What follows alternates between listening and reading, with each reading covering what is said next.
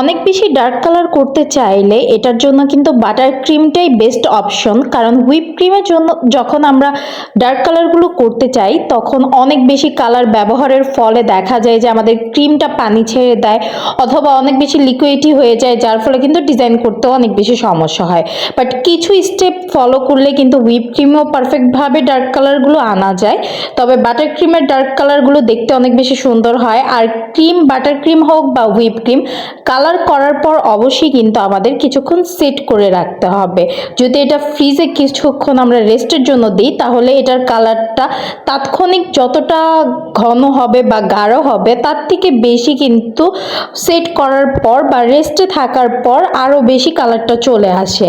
ভিডিওতে এখন যে ডিজাইনটি দেখানো হয়েছে এই ডিজাইনটি হচ্ছে মূলত স্টেনসিলের যে ডিজাইন। আমরা অনেকে স্টেনসিলের সাথে দেখা যায় পরিচিত না অথবা দেখেছি।